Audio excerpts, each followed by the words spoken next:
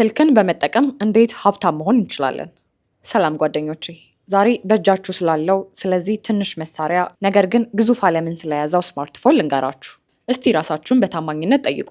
ባለፉት 24 ሰዓታት ውስጥ ይህንን ስልክ ለምን ተጠቀማችሁበት? አብዛኛው ሰው ስልክን የሚጠቀመው ቲክቶክ ላይ ማለቅ የሌላቸውን ቪዲዮዎች እያንሸራተተ ሰዓት ለማጥፋት፣ የሰዎችን ፎቶ ላይክ ለማድረግ ወይም ደግሞ የማይጠቅሙ የፌስቡክ ምክሮች ውስጥ ገብቶ ጉልበቱን ለመጨረስ ነው።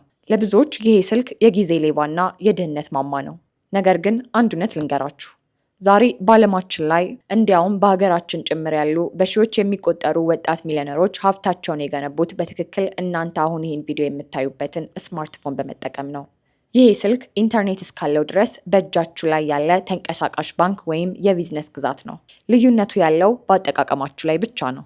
ከ20 ዓመታት በፊት ሀብታም ለመሆን ትልቅ ቢሮ፣ ብዙ ሰራተኛና ከፍተኛ ካፒታል ያስፈልግ ነበር። ዛሬ ግን ያ ሁሉ ታሪክ ሆኗል። ዛሬ ዓለማችን በአንድ ትንሽ ስክሪን ውስጥ ተጠቅልላ ትገኛለች።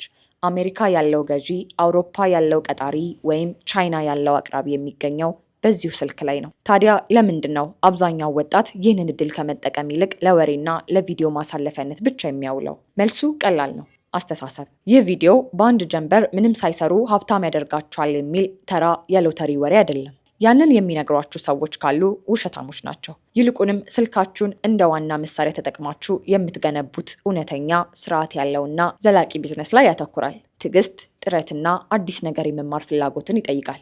ዝግጁ ከሆናችሁ ከማህበራዊ ሚዲያ ሱስና ከተመልካችነት ወጥታችሁ ወደ ዲጂታል ንግድ ባለቤትነት የምትገቡበትን መንገድ አሁን ይጀምራል። ይህ ቪዲዮ የአስተሳሰብ ለውጥ እንዲፈጥርላችሁ የምትፈልጉ ከሆነ እስከ መጨረሻው አብራችሁን ቆዩ። የይዘት ፈጠራ።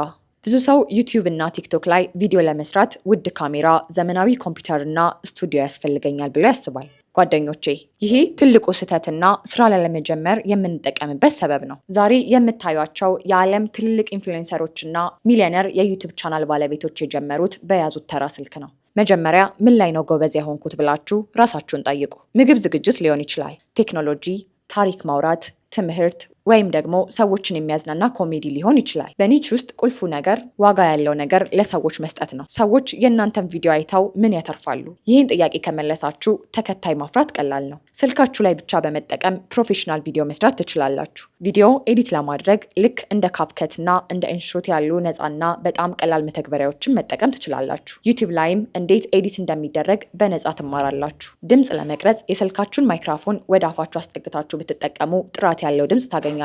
ተከታይ ሲበዛና ታማኝነት ስታገኙ ገቢው በብዙ መንገድ ይመጣል። የዩቲዩብ ማስታወቂያ፣ የሀገር ውስጥና የውጭ ድርጅቶች ስፖንሰርሺፕ እንዲሁም የራሳችሁን ምርት ለተከታዮቻችሁ በመሸጥ በስልካችሁ ብቻ ሚሊዮነር መሆን ትችላላችሁ። ፍሪላንሲንግ። ስልክህን ተጠቅመ ለዓለም ገበያ አገልግሎት በመስጠት በዶላር መከፈል ትችላለህ። ፍሪላንሲንግ ማለት በአንድ ድርጅት ውስጥ ተቀጥሮ ሳይሆን ለተለያዩ ሰዎች በራሳችሁ ሰዓት ስራን ሰርታችሁ የምትከፈሉበት መንገድ ነው። በስልክ ምን ይሰራል ልትሉ ትችላላችሁ። የጽሁፍ ትርጉም ከአማርኛ ወደ እንግሊዝኛ ወይም በተቃራኒው፣ የማህበራዊ ሚዲያ ገጾችን ማስተዳደር ወይም ሶሻል ሚዲያ ማኔጅመንት፣ ቀላል የቪዲዮ ኤዲቲንግ ወይም ደግሞ ዳታ ኢንትሪ፣ እነዚህ ሁሉ በስልክ አፕሊኬሽኖች የሚሰሩ ናቸው። እንደ አፕወርክ፣ ፍሪላንሰር ያሉ ድረገጾችን በመጠቀም የውጭ ደንበኞችን ማግኘት ትችላላችሁ። በሀገር ውስጥ ደግሞ በቴሌግራም ላይ ያሉ የቢዝነስ ግሩፖችን በመጠቀም ስራችሁን ማስተዋወቅ ትችላላችሁ። ለምሳሌ የአንድን ትልቅ ሆቴል ወይም የልብስ መሸጫ ሱቅ የፌስቡክ እና የኢንስታግራም ገጽ በስልክ አስተዳድረግ ፎቶ እየለቀክና ኮሜንት እየመለስክ በየወሩ ቋሚ ክፍያ ማግኘት ትችላለህ። ይህንን ስራ ለመስራት የሚያስፈልግ